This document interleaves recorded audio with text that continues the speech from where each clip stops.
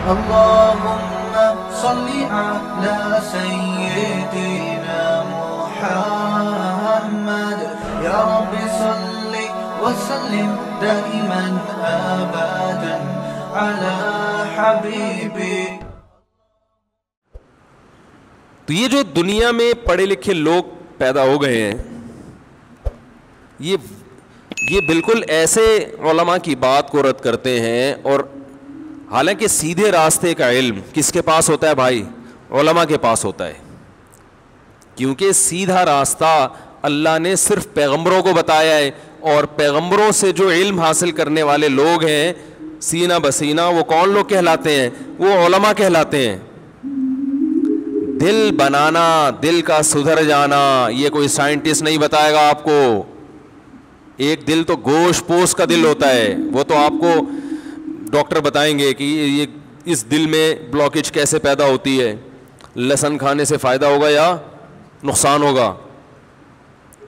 خون پتلا ہونے کے ساتھ آپ بھی پتلے ہو جائیں گے بہت زیادہ. بعض لوگ اتنے لہسن, جب سے میرا بیان کیا نا یوٹیوب پہ لہسن کا, تو وہ اتنے لہسن پھانک رہے ہیں, فائدے کے بجائے ان کو نقصان ہو رہا ہے, کیونکہ وہ لہسن میں ایسڈ ہوتا ہے. اب وہ آپ خود بھی پورے پتلے ہونا شروع ہو جائیں گے. تو یہ جو کیا سیدھے راستے کا علم ہے, یہ جو دل ہے نا گوشت پوش کا, اس دل کے بارے میں تو آپ کو ڈاکٹر بتائے گا. لیکن وہ دل جس میں جذبات ہوتے ہیں, جس میں روحانیت ہوتی ہے, جس میں احساسات ہوتے ہیں, اس دل کے قبلے کو درست رکھنا اور وہ والا دل صحیح راستے پہ چلتا رہے, یہ راستہ میرے بھائی صرف کون بتائے گا؟ علماء بتائیں گے. یہ ڈاکٹروں کے پاس علم نہیں ہے, یہ انجینئروں کے پاس, سائنسدانوں کے پاس, میکینک کے پاس یہ علم نہیں ہے, یہ صرف پیغمبروں کے پاس ہے. اور اس علم نہ ہونے کی وجہ سے انسان کی روحانی زندگی تباہ ہو چکی ہے. میڈیکل سائنس انسان کو روحانی اعتبار پہ کچھ نہیں مانتی. میڈیکل سائنس میں یہ پڑھایا جاتا ہے کہ ہماری باڈی کن پارٹ سے مل کے بنی ہے, اور کون کون سا پارٹ کس کس طریقے سے ورک کرتا رہے گا, اور اس کے کو ورکنگ میں رکھنے کے لیے کیا کیا کھانا ضروری ہے. اس سے زیادہ آگے میڈیکل سائنس کا دائرہ کار نہیں ہے. ماں کے لیے آپ کے دل میں کیا جذبات ہونے چاہیے, یہ آپ کو میڈیکل سائنس بتائے گی؟ بولتے کیوں نہیں یار؟ تو بول دو, نہیں بتائے گی. بارش دیکھ کر اللہ کے لیے آپ کے دل میں کیا جذبات ہونے چاہیے, یہ کوئی میکینک بتائے گا آپ کو؟ یہ کوئی سائنسدان بتائے گا؟ یہ نیوٹن بتائے گا آپ کو؟ سائنسدان تو یہ بتا دیں گے بھائی سورج کی روشنی پڑتی ہے سمندر پہ, بھاپ بن کے پانی اڑتا ہے, اوپر جا کے ہوائیں اس کو دھکیلتی ہیں, جب وہ جمع ہو جاتا ہے, بھاری ہو جاتا ہے, تو جہاں بھاری ہو وہاں برس جاتا ہے. بس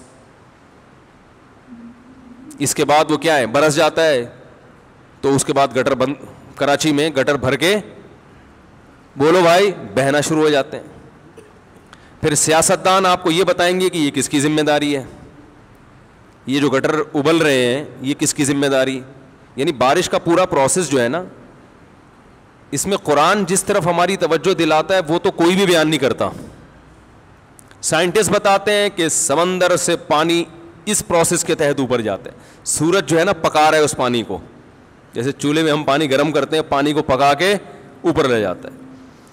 اوپر جب لے جائے گا تو بھائی ٹیمپریچر کم ہوگا, ٹیمپریچر کم ہونے سے وہ جمع ہوتے رہیں گے, بادل, پانی بھاری ہو جائے گا, اور بالآخر میں چونکہ سائنسدان نہیں ہوں تو میں دیسی اسٹائل میں بیان کروں گا نا, اپنی اصطلاحی زبان تھوڑی استعمال کروں گا میں.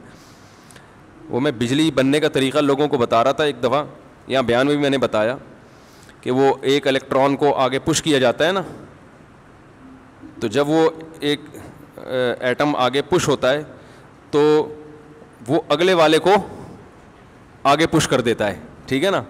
تو ایسے منفی چارج پیدا ہوتا چلا جاتا ہے, وہ آگے پازیٹیو چارج اس کو کھینچتا ہے. تو میں اس میں یہ بتا رہا تھا کہ وہ ایک الیکٹران کو جب آگے پش کیا جاتا ہے تو آگے اس پیچھے اگلے والے الیکٹران پہ پیچھے لکھا ہوتا ہے تب پڑے تو پاس کر ورنہ برداشت کر. ٹھیک ہے نا. تو اگلا کہتا ہے کہ میں برداشت نہیں کر سکتا, ٹھیک ہے میں آگے جا رہا ہوں. آگے والے کو کہتا ہے تب پڑے تو پاس کر ورنہ برداشت. تو ہم تو بھائی اسی اسٹائل میں سمجھائیں گے. تو مقصد یہ ہوتا ہے, بات تو سمجھ میں آ گئی نا کہ ہوتا کیا ہے. تو ہاں ہماری جو اپنی فیلڈ ہے, جو ہم مدرسوں میں پڑھاتے ہیں, اس میں ہمارا اسٹائل پھر یہ نہیں ہوتا. وہ اسٹائل پھر ڈاکٹروں کی, انجینئروں کی سمجھ میں بھی نہیں آتا, وہ اصطلاحات ہوتی ہیں. تو اللہ تعالیٰ نے, ہاں میں یہ عرض کر رہا تھا کہ سورج سے ابھی دیکھو پھر ماشاءاللہ تیز بارش شروع ہو گئی. اللہ تعالیٰ اس کو کراچی والوں کے حق میں رحمت بنا دے. بارش خوب یاد رکھیں, اللہ کی رحمت ہے. یہ جو کراچی میں بارش کی وجہ سے عذاب آیا ہوا ہے, یہ حکومت کی نااہلی کی وجہ سے آیا ہوا ہے. ابھی میں نے کراچی کے فضائل پر ایک بیان کیا, اس میں بعض لوگوں کے کمنٹس تھے کہ گٹر ابل رہے ہیں, کچرا کنڈی بنا ہوا ہے. تو بھائی یہ بنا ہوا نہیں ہے, بنایا گیا ہے, سمجھ رہے ہیں. اور اللہ کی رحمت ہے, بارش کی وجہ سے حکومت کی نااہلی بھی الحمدللہ سامنے آ رہی ہے. دیکھو پاکستان کا سب سے بڑا شہر, پاکستان کو سب سے زیادہ کھلانے پلانے والا شہر, اس شہر کا حال کیا ہوا ہے.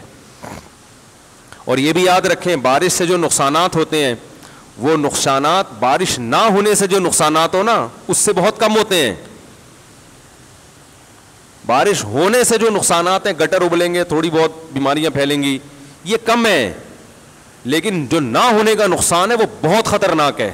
تو بارش اللہ کی قدرت ہے جو یہ بتاتی ہے کہ رزق کی ذمہ داری کس نے لی ہے بھائی, اللہ نے. اور وہ چھپڑ پھاڑ کے روزی دے گا. جب تک بارش برستی رہے گی, ہماری ملیں چلتی رہیں گی, اور ہمیں روزگار ملتا رہے گا. اگر اس میں کمی آ رہی ہے تو وہ حکمرانوں کی نااہلی کی وجہ سے ہوگی, وہ آبادی بڑھنے سے یا اللہ کی طرف سے رزق کی تنگی کی وجہ سے نہیں ہوگی. تو جب بھی اللہ کی کسی نعمت کو دیکھا کرو میرے بھائی, اللہ سے یہ دعا مانگا کرو, اے اللہ اس نعمت کے شکر کی توفیق دے دے, اس نعمت کے شکر کی توفیق دے دے. اور شکر کیا ہے نعمت کا؟ اللہ کی نافرمانی کے تصور سے بھی شرم آنے لگے. ہمارے حضرت فرمایا کرتے تھے کہ جب تک دل ایسا نہ بن جائے کہ گناہ کے تصور سے شرم آنا شروع ہو جائے, اس وقت تک وہ دل نہیں ہے. وہ صرف باڈی کے لحاظ سے دل ہے, وہ تو گدھے میں بھی ہوتا ہے. وہ دل جس میں احساسات ہوں, جذبات ہوں.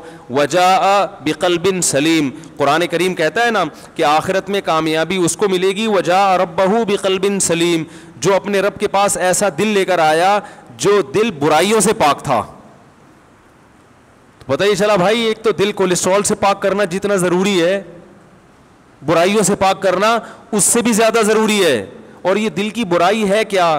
دل میں دنیا کی محبت پیدا ہو جائے, اللہ کی نعمتیں دیکھ کر بھی اللہ سے محبت نہ پیدا ہو, جذبات مر جائیں, احساس مر جائے. دیکھو ایک بات سنو, کوئی آپ پر احسان کرے صبح و شام, پھر وہ آپ کو ایک چھوٹا سا کام کہے, تو اگر آپ کا دل زندہ ہوگا تو آپ کو اس کام کا انکار کرتے ہوئے شرم آئے گی کہ نہیں آئے گی؟ بولو نا بھائی.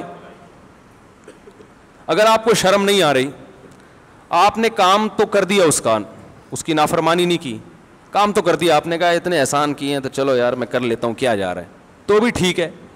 لیکن اتنا ٹھیک نہیں ہے. ہونا یہ چاہیے کہ آپ کو انکار کرتے ہوئے شرم آ رہی ہو, یہ کیفیت پیدا ہو جائے. تو علماء کہتے ہیں, بزرگان دین کہتے ہیں کہ صرف اتنا کافی نہیں ہے کہ آپ گناہ چھوڑ دیں,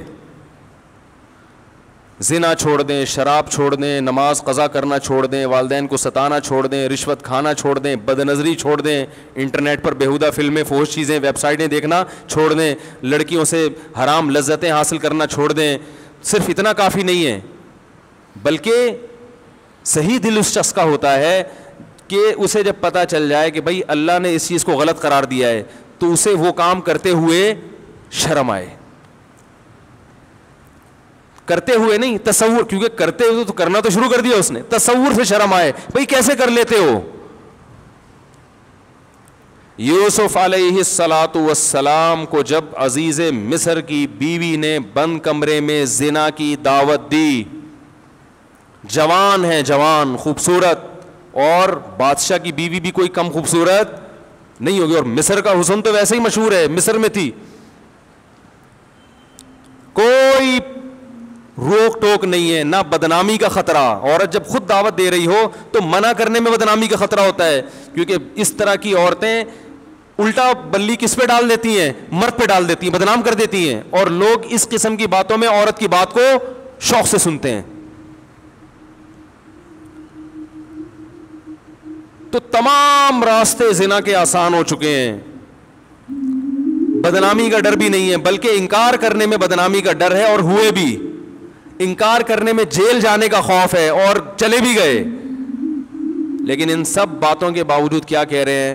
معاذ اللہ انہ ربی احسن مثوایا. اللہ کی پناہ، وہ میرا رب ہے جس نے مجھے اتنا بہترین ٹھکانہ عطا کیا. مجھے تو میرے بھائی کنویں میں ڈال کے چلے گئے تھے، میں تو کوئی پرسان حال نہیں تھا، میرے رب نے مصر کے محلات میں پہنچا دیا. اب میں اس رب کی نافرمانی کیسے کروں؟ تو تصور سے شرم آ رہی ہے نا ان کو. حالانکہ یہاں شیطان بہکا سکتا تھا کہ آپ تو مسافر ہیں، آپ پر تو بڑی آزمائشیں آئی ہیں، بھائیوں نے کنویں میں ڈال دیا تھا، تو میں تو ویسے ہی اتنی ٹینشن میں ہوں، باپ سے بچھڑا ہوا، میں ٹینشن ریلیز کرنے کے لیے اگر اس برائی میں وقتی طور پہ پڑ جاؤں تو پھر کیا حرج ہے اس میں؟ شیطان یہ ساری پٹیاں پڑھا دیتا ہے، اور انہی پٹیوں کی وجہ سے انسان گناہ کرتا ہے. وہ اللہ کی نعمت کے پہلو کو دیکھ رہے ہیں کہ کنویں میں بہت سے لوگ گرے ہیں، نکلے نہیں ہیں، میرے رب نے مجھے، بولو نا یار کیا ہو گیا، نکالا ہے. پھر اب یہ منفی پہلو تو یہ کہ بازاروں میں بکاؤں غلاموں کی طرح، پیغمبر کی اولاد اور بک رہا ہوں کہاں؟ بازاروں میں. یہ نیگیٹو پہلو تھا نا. شیطان یہاں بہکاتا ہے، ہم جیسے ہوتے تو شیطان بہکاتا کہ یار ہم تو بازاروں میں بکیں، کوئی ہماری عزت ہے، آج چلو ایک موقع مل رہا ہے تو اپنی ٹینشن تو تھوڑی دور کرو نا. اور وہ بھی انکار کرنے میں کتنی آزمائشیں ہیں. لیکن نہیں، بازاروں میں بکنے کا تذکرہ نہیں آ رہا، بلکہ میرے رب نے ایک شخص جو بطور غلام کے بازاروں میں بکا ہے اس کو ٹھکانہ بادشاہ کے محل میں دے دیا. سمجھ رہے ہو؟ اپنی تھنکنگ کو انسان پازیٹیو کرے نا تو ہر نیگیٹو میں پازیٹیوٹی نظر آتی ہے، اور سوچ ہی کم وقت کی غلط ہو تو ہر مثبت چیز میں بھی منفی پہلو. اور یہ ہو رہا ہے لوگوں کے ساتھ. کوئی مالی نقصان ہو جائے، ہائے میرے یہ ہو گیا، ہائے میں تو مر گیا، پتہ نہیں میرے ساتھ ہی کیوں ہے. میں ان سے کہتا ہوں روٹی کھانے کو مل رہی ہے؟ ہاں مل رہی ہے. میں نے کہا بہت سے لوگوں کا ایسا نقصان ہوا روٹی سے بھی گئے، تو آپ پر اللہ کا بڑا فضل ہے، اب ضرورت کی ملے گی تو کولیسٹرول پیدا نہیں ہوگا انشاءاللہ. حقیقت ہے. ایک صاحب کی ٹانگ ٹوٹ گئی ایکسیڈنٹ میں، پریشان. میں نے کہا بہت سو کی دونوں ٹوٹی ہیں، ایکسیڈنٹ تو بہت سے لوگوں کے ہوئے ہیں، دونوں ٹوٹی ہیں، شکر کرو ایک باقی رکھی. تو یہ نہ سوچا کرو ایک ٹانگ ٹوٹ گئی، بولو اللہ نے ایک سلامت رکھی، کم از کم بیساگی سے تو چل سکتا ہوں. اور جس کی دونوں ٹوٹ گئی وہ کیا سوچے گا؟ ہاتھ باقی ہیں، ٹھیک ہے نا، زندگی باقی ہے. جو منفی سوچ رکھنے والا آدمی وہ کبھی بھی خوش نہیں رہتا، اور اللہ بھی خوش نہیں ہوتے اس سے. رسول اللہ صلی اللہ علیہ وسلم نے فرمایا، اللہ تعالیٰ کا ارشاد ہے، انا عند ظن عبدی بی، کہ بندہ میرے بارے میں جیسا گمان رکھتا ہے میں اس کے ساتھ ویسا ہی معاملہ رکھتا ہوں. وہ اگر سمجھتا ہے اللہ میرے ساتھ غلط کر رہا ہے تو پھر تمہارے ساتھ غلط ہی ہوگا، اور اگر تم سمجھتے ہو اللہ میرے ساتھ اچھا کر رہا ہے تو اس غلط میں بھی اچھا ہو جائے گا، اللہ اس میں برکت رکھ دے گا. تو یوسف علیہ الصلوۃ والسلام کیا کہہ رہے ہیں کہ میرے رب نے مجھے ایسا ٹھکانہ دے دیا، معاذ اللہ، اللہ کی پناہ، احسن مثوایا، ایسا بہترین ٹھکانہ دیا. حالانکہ وہ جھونپڑی میں بھی رہتے تو یہی کہتے، لیکن جو جو نعمتیں ملی ہیں ان کو کیا کر رہے ہیں؟ ہائی لائٹ کر رہے ہیں ان کو. انہ ربی احسن مثوایا. اللہ کو آپ کا یہ جملہ کتنا پسند آیا، کتنا پسند آیا. اللہ فرماتے ہیں ہم نے یوسف کو برائی سے بچایا، کذالک لنصرف عنہ السوء والفحشاء، اس طرح ایسا ہوا تاکہ ہم ان کو برائی سے ہم نے ان کو پھیر دیا، اس لیے کہ وہ ہمارے مخلص بندوں میں سے تھے. تو انسان جب کوشش کرتا ہے تو اللہ کی مدد بھی اس کے ساتھ شامل ہوتی ہے. زانی دنیا میں بہت گزرے ہیں، آج بھی لوگ ذرا ذرا سی بات پہ زنا کر لیتے ہیں. زنا ہمارے معاشرے میں بہت تیزی سے پھیل رہا ہے، کیونکہ ہماری حکومتوں کی پالیسیاں ایسی ہیں کہ وہ عفیف اور پاک دامن معاشرہ چاہتے ہی نہیں ہیں. ابھی جو گورنر نے قانون پاس کیا تھا نا عبایا کا اسکولوں میں، ہمارے ایک استاد سے اس گورنر صاحب کی بات ہوئی, انہوں نے بتایا کہ وہ گورنر کہہ رہے ہیں میں اکیلا لڑ رہا ہوں اور میرا ساتھ دینے والا ایک آدمی بھی نہیں ہے. ظاہر ہے بیچارے کو ہتھیار ڈالنے پڑے, سب لوگوں نے مخالفت کی, جتنے بھی ہمارے حکومت میں نمائندے بیٹھے ہوئے ہیں سب نے عبایا کی مخالفت کی. تمہارا کیا جا رہا تھا یار, اگر وہ بچیاں عبایا پہن لیں تمہیں کیا تکلیف ہو رہی ہے اس سے؟ وہ گورنر یہاں تک بیچارہ اتنے پریشان ہوئے, وہ گورنر صاحب وہ کہنے لگے کہ میں نے ارادہ کیا میں استعفیٰ دے دیتا ہوں. ایک عبایا کا قانون جس میں نہ کوئی دیوبندی, بریلوی, اہل حدیث کوئی اختلاف نہیں ہے, شیعہ بھی مانتے ہیں, سب مانتے ہیں, اور ساری دنیا مانتی ہے کہ پاکستان اسلام کے نام پہ وجود میں آیا ہے. اگر قائد اعظم رحمہ اللہ تعالی اس وقت اسلام کا نام استعمال نہ کرتے پاکستان وجود میں نہ آتا. تو یہ ناشکری ہے یا نہیں ہے کہ اللہ نے جب آپ کو ایک نعمت دے دی, آپ کو ایک کنٹری دے دیا, اللہ نے اپنا کام کر دیا, اور آپ اللہ نے جو آپ کی ذمہ داری لگائی تھی آپ وہ پورا کرنے کے لیے تیار نہیں ہے.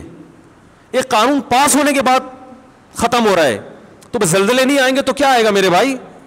تباہی نہیں آئے گی تو غربت, مہنگائی. دیکھو مسلم کنٹریز کو غیر مسلم پر قیاس مت کرو, ان کی کامیابی کے اصول کچھ اور ہیں, ہماری کامیابی کے اصول کچھ اور ہیں. بنی اسرائیل پیغمبروں کو مانتے تھے, جب انہوں نے پیغمبروں کی نافرمانی کی اللہ نے غلام بنا دیا, اور فرعون پیغمبروں کو شروع سے ہی نہیں مانتا تھا, اس کو اللہ نے حکومت دے دی تھی. وہ تو پہلے سے نافرمان تھا, مگر پھر بھی مصر میں فرعون کو ایک تھوڑی تھا, فرعون تو بہت سارے تھے, انہیں کی حکومت تھی. حالانکہ وہ تو بنی اسرائیل سے بڑا نافرمان تھا, وہ تو کہتا تھا میں رب ہوں, پھر بھی اللہ نے فرعون کو حکومت دی. اور بنی اسرائیل جو اللہ کو مانتے ہیں مگر اللہ کی نافرمانی کرتے ہیں, اللہ نے ان کو کیا بنا دیا؟ غلام بنا دیا. پھر جب بنی اسرائیل موسیٰ علیہ السلام کی دعوت پر لبیک کہتے ہیں اور پھر شریعت کو فالو کرتے ہیں, پھر اللہ انہیں دوبارہ فرعون پر حکومت عطا کرتے ہیں. کافر کتنا بھی اللہ کا نافرمان بن جائے, کیسا باغی بن جائے, وہ دنیا میں کامیاب ہو سکتا ہے, مسلمان خدا کی قسم کامیاب نہیں ہو سکتا, ذلیل در ذلیل در ذلیل ہوتا رہے گا. ہمارے لبرل حکمران سمجھتے ہیں کہ ہم عبایا کا قانون ختم کر کے, کو ایجوکیشن کو بحال کر کے, ملک میں اس طرح کا ماحول پیدا کر کے جو بڑی طاقتیں ان کو خوش کر لیں گے, ان سے قرضے مل جائیں گے اور ملک ترقی کرے گا. نہیں کرے گا, آپ کا تشخص ختم ہو جائے گا, آپ دنیا میں ذلیل سمجھے جاؤ گے, غلام سمجھے جاؤ گے. دنیا کہے گی نہ یہ ادھر کے ہیں اور نہ ادھر کے. دیکھو مسلمان کتنا مرضی بے حیا ہو جائے, وہ اس میں کافروں کا مقابلہ نہیں کر سکتا. لوگ مجھ سے میرے تو ہر قسم کے طبقے کے ساتھ بیٹھنا ہوتا ہے نا, اکثر لوگ مجھے کہتے ہیں, ہمارے جو دوست احباب ہیں نا, کہتے ہیں یار یہ پاکستان فلمیں بناتا ہے, ویسی بنتی نہیں ہے. ہمارے ایک سنگر سے کچھ دن پہلے ملاقات ہوئی, غریب, تو میں نے کسی دوست سے پوچھا, میں نے کہا یہ تو سنگر ہے بھائی, اس کو تو پیسہ ہونا چاہیے. انہوں نے کہا پاکستان کے سنگروں کے پاس پیسہ, بولو بھائی, نہیں ہوتا. یہ اس طرح سے ناچ ہی نہیں سکتے جیسے ہندو ناچتے ہیں, یہ اس طرح کی فلمیں بنا ہی نہیں سکتے جیسی. تو میں نے کہا بھائی وہ بے حیائی کی وجہ سے اگر ان کو ترقی ہو رہی ہے تو یہ بھی کہہ رہی ہے یہ وہ اس اسٹائل میں بے حیائی بھی نہیں پھیلا سکتے, پکڑے جاتے ہیں. تو میں نے کہا دیکھو یہ اس کی علامت ہے کہ مسلمان ہے نا, وہ کتنا بھی ان جیسا بننے کی کوشش کرے گا وہ بنتا نہیں ہے, ان جیسا ناچ ہی نہیں سکتا, کیونکہ ناچنا کوئی پسندیدہ کام تھوڑی ہے. بتاؤ کوئی صدر یا وزیر اعظم اگر ناچے اچھا لگے گا؟ پتہ چلا ناچنا انسانی وقار کے خلاف ہے. تو جو چیز وقار کے خلاف ہے اس میں کافر ہم سے زیادہ اچھا ہے. ان کے یہاں مائیکل جیکسن بھی پیدا ہوگا, ان کے یہاں اس جیسے ڈانسر پیدا ہوں گے, ہمارے یہاں بڑے مشکل ہیں, کیونکہ وہ اس طرح تھوڑا سا ایک غیرت کا رہے گا نا وہ, تو وہ وہاں تک نہیں پہنچ سکتے بھائی. آپ ان چیزوں میں بہت مشکل ہے سمجھانا. آپ جتنی بھی کوشش کر لو تو چھوڑ دو ان کو, بولو یہ ناچنا گانا آپ میراثی ڈھولکی آپ اچھے ہو, آپ ڈیفنس کی لائن میں محنت کرو, آپ ایجوکیشن پہ محنت کرو.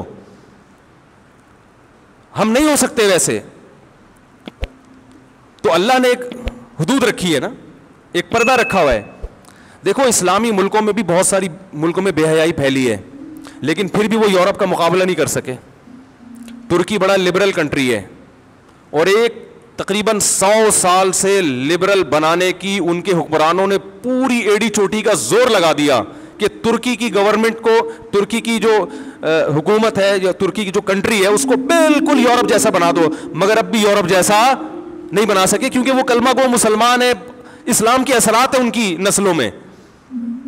بہت بے حیائی پھیلی ترکی میں, مگر پھر بھی یورپ جیسے نہیں بن سکے. ایک لاشعوری طور پر نا ان میں حیا ٹرانسفر ہوئی ہے. تو آپ میرے بھائی جس ترقی میں ان کا مقابلہ کرنا چاہتے ہو, جس قسم کی ترقی میں جو لبرلزم والی ترقی ہے, آپ ان کے برابر نہیں پہنچ سکتے. وہ اپنے ملکوں میں ان کو یہ چیزیں آپ سے زیادہ اچھی نظر آتی ہیں, آپ ان جیسے نائٹ کلب نہیں بنا سکتے. تو آپ حیا کو فروغ دو تاکہ وہ کمپیئر کریں کہ یار ہمارے معاشرے میں دیکھو اور ان کے معاشرے میں دیکھو, ہمارے اسکول کی بچیوں کو دیکھو کیسی بے شرم ہوتی ہے, اور مسلمان ملکوں کے اسکول کی بچیوں کو دیکھو اسکارف لے کے بیٹھی ہوئی ہیں. اس طرح سے تو شاید آپ کا کوئی تشخص برقرار ہو جائے اور آپ کو کچھ لوگ ان میں سلوٹ کرنا شروع کر دیں, ورنہ آپ نہ ادھر کے رہو گے اور نہ ادھر کے رہو گے. وہ کہتے ہیں نا کوا چلا ہنس کی چال اپنی بھی بھول گیا. تو چھوڑ دو اس چیز میں, آپ کو عزت نہیں ملے گی. عرب کنٹریز کا بھی یہی حال ہے, بے حیائی کو پھیلا دیا تو کیا ان عربوں کی عزت ہو رہی ہے دنیا میں؟ مجھے یاد ہے ہم بچپن میں کتابیں پڑھا کرتے تھے, کوئی گورا عرب کنٹری میں وزٹ کر کے آتا جہاں اسلام نافذ ہے, خوش ہو کے جاتا. میں نے ایک بچپن میں ایک واقعہ پڑھا تھا کہ عرب جو میاں بیوی تھے نا, وہ سعودی عرب گئے, انہوں نے اسلام قبول کر لیا, بہت پرانی بات ہے. پھر جب وہ اپنے ملک میں گئے تو انہوں نے کتاب لکھی, اپنا واقعہ لکھا, کمپیئر کیا کہ کیسے حیا کے نظام سے نکل کر ہم بے حیائی میں آ رہے ہیں, اور وہاں کتنا اچھا فیل کرتے تھے. بھائی بے حیائی ایسی چیز ہے, ایک وقت تک اچھی لگتی ہے, اس کے بعد انسان کو یہ اچھی نہیں لگتی. حیا اچھی لگتی ہے انسان کو.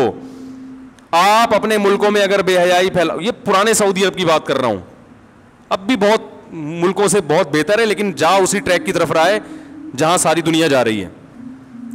تو وہ ان چیزوں سے آپ سے متاثر نہیں ہوں گے, وہ کہیں ہمارے ملکوں میں یہ تم سے زیادہ ہیں, تم کہاں تک پہنچو گے. حیا کے نظام کو آپ فروغ دو تو وہ آپ کو سلوٹ کریں گے, کہیں گے ہمارے ہاں سب کچھ ہے, یہ نہیں ہے. تعلیم بھی ان کے ہاں بہت ہے. تو آپ نے ایک چیز آپ کا ترہ امتیاز تھی, ایک چیز آپ کے لیے قابل فخر تھی. دیکھو ایک آدمی کی بیوی مکمل پردہ کرتی ہو یا پردہ بالکل نہ کرتی ہو, تو اگر بالکل بھی پردہ نہیں کرتی, بالکل گوروں کی طرح رہتی ہے, تو بہت سی ماڈرن عورتیں اس کو لائک کریں گی, ماشاءاللہ براڈ مائنڈیڈ ہے. دیندار عورتیں پسند نہیں کریں گی.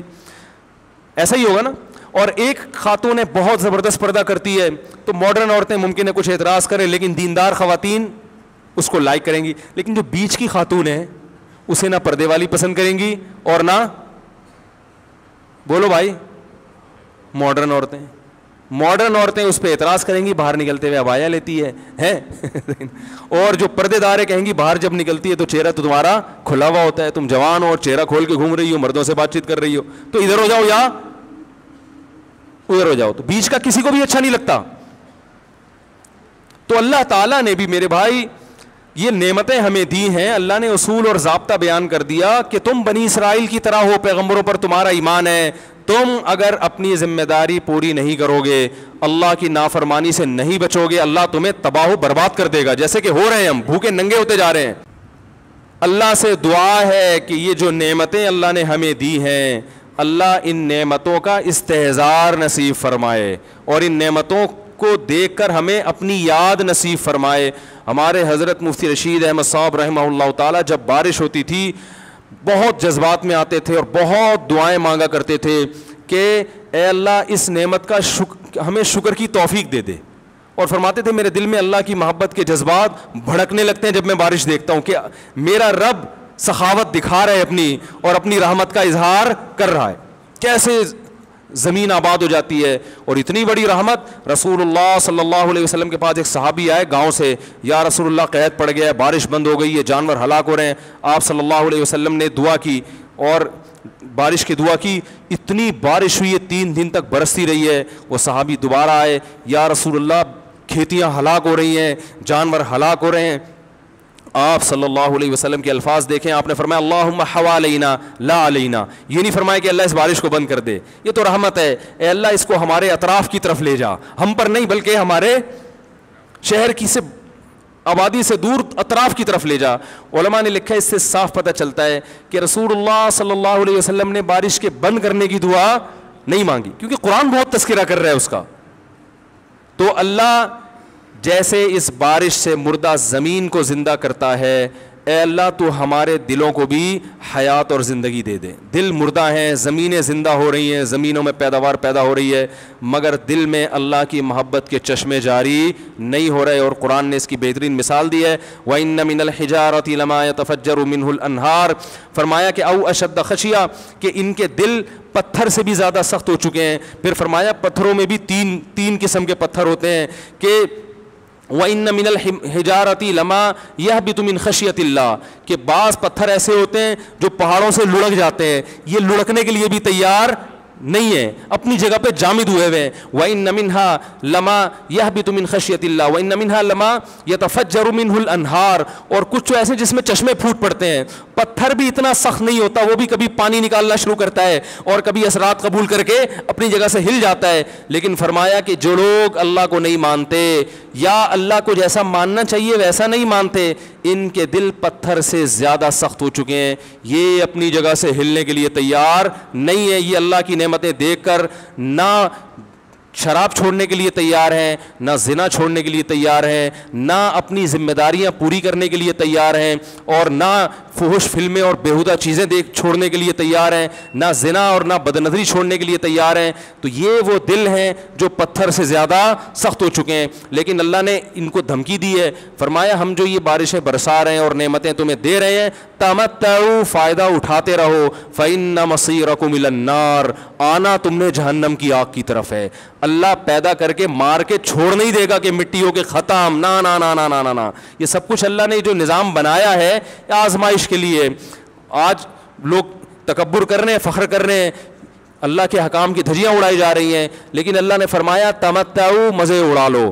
میں نے بتایا نا لبرل لوگ زیادہ مزے اڑاتے ہیں, بارش میں بغیر کپڑوں کے انجوائے کرتے ہیں. مولانا لوگ تو بیچارے تھوڑا کپڑوں کا خیال کر لیتے ہیں نا. تو اللہ فرماتے ہیں تمتعوا, بہت مزے اڑاؤ, شرابیں بھی پیو, زنا بھی کرو, حرام دوستی. جو شادی کی بات کرے اس پر تو بولو ہر وقت شادی شادی کرتا رہتا ہے ممبر پہ بیٹھ کے, لیکن زنا کرتے رہو بیٹھ کے, لڑکیوں سے حرام دوستیاں لگاتے رہو, یتیموں کا مال کھاتے رہو, بڑا بھائی چھوٹے بھائی کو وراثت نہ دے, انٹرنیٹ پر پوری رات ننگی فلمیں دیکھتے رہو بیٹھ کے, لڑکیوں سے اسکائپ پہ ویڈیو چیٹنگ کرتے رہو. اللہ فرماتے ہیں تمتعوا, مزے اڑاؤ جتنے اڑا سکتے ہو. ان مصیرکم الی النار, آنا آگ کی طرف ہے, کیونکہ میں رب ہوں, میری سزا پھر میرے حساب سے ہوگی, تمہارے حساب سے نہیں ہوگی. وہ سزا مؤخر اس لیے کی ہے کہ بہت بڑی ہے, چھوٹی موٹی ہوتی تو اسی وقت 2 تھپڑ لگا کے چھوڑ دیتا.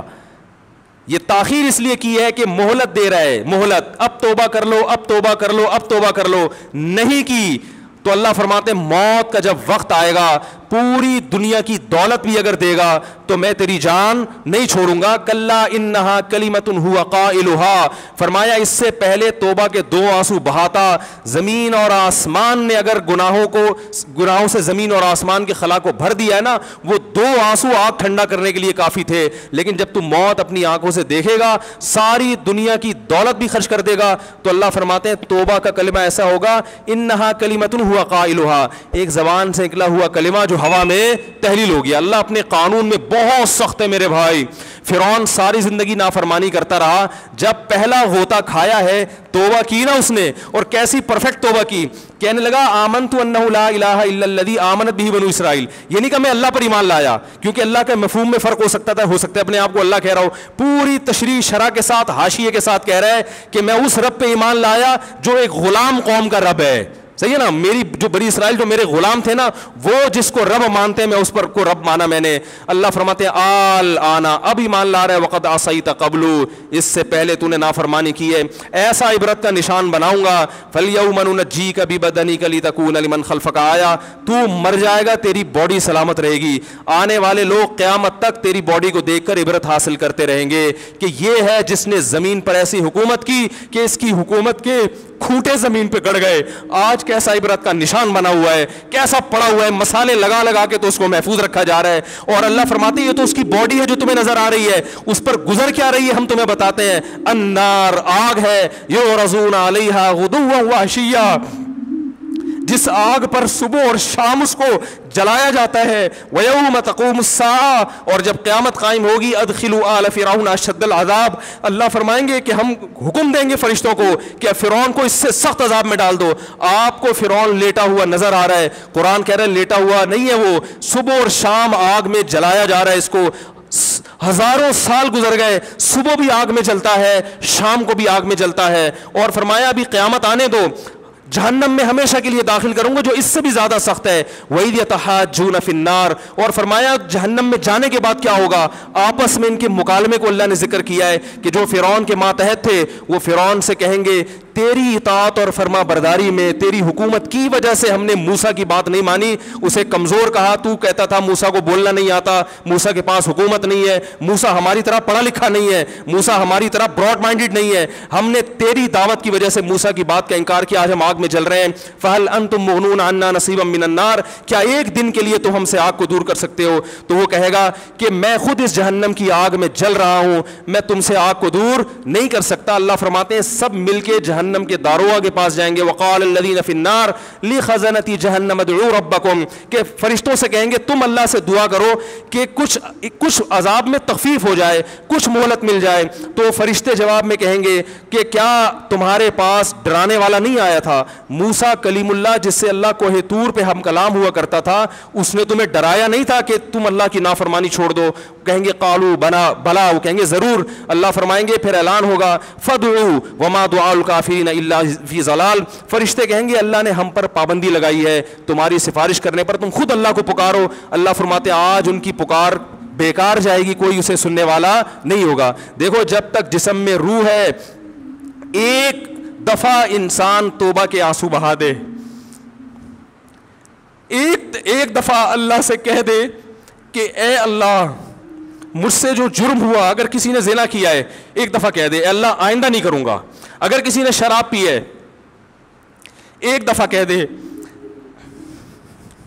کہ اے اللہ آئندہ نہیں پیوں گا. اگر کسی نے اپنے والدین کو ستایا ہے ایک دفعہ کہہ دے اے اللہ آئندہ نہیں ستاؤں گا. اگر کسی نے وراثت کھائی ہے ایک دفعہ کہہ دے اللہ حق واپس کروں گا, آئندہ کسی کا حق نہیں دباؤں گا. اگر کسی نے انٹرنیٹ پر بیہودہ فحش فلمیں دیکھی ہیں ایک دفعہ کہہ دے اللہ دیکھ چکا آئندہ بولو بھائی نہیں دیکھوں گا. اللہ فرماتے ہیں اس کے کہنے میں تاخیر ہو سکتی ہے. وَمَن يَعْمَلْ سُوءًا أَوْ يَظْلِمْ نَفْسَهُ ثُمَّ يَسْتَغْفِرِ اللَّهَ یجد اللہ غفور الرحیم کہ ایسا ہی بڑا سے بڑا جرم کر لے, اس کے بعد جب اللہ سے توبہ کرے گا بشرطے کہ روح جسم کے اندر موجود ہو, اللہ فرماتے ہیں یجد اللہ غفور الرحیم. اللہ صرف گناہ کو معاف نہیں کرے گا بلکہ یہ اللہ کو غفور اور رحیم پائے گا. غفور بھی پائے گا, پانے کا مطلب ہے محسوس کرے گا کہ اللہ نے اس کے جرم کو معاف کر دیا ہے, اور رحیم بھی پائے گا کہ مزید رحمتیں بھی کر رہا ہے. یہ اس وقت تک اللہ کی طرف سے بھائی پیکیج ہے جب تک روح جسم کے اندر موجود ہے, کیونکہ غیب کا معاملہ ہے. جب اس روح اور جسم کا رشتہ کمزور ہو گیا ایڑیاں رگڑتے رہو گے لیکن اللہ توبہ قبول کرنے کے لیے تیار نہیں ہوگا. اللہ سے دعا ہے کہ اللہ ہمیں اس وقت کے آنے سے پہلے سدھرنے کی توفیق عطا فرمائے, اور اس بے حیائی کا جو طوفان ہمارے معاشرے میں پھیلا ہوا ہے اللہ اس بے حیائی کے طوفان سے ہمیں بھی اور اپنے اہل و عیال اور اپنی اولادوں کو بھی بچنے کی توفیق عطا فرمائے. سبحانک اللہم و بحمدک نشہد ان لا الہ الا انت نستغفرک و نتوب الیک.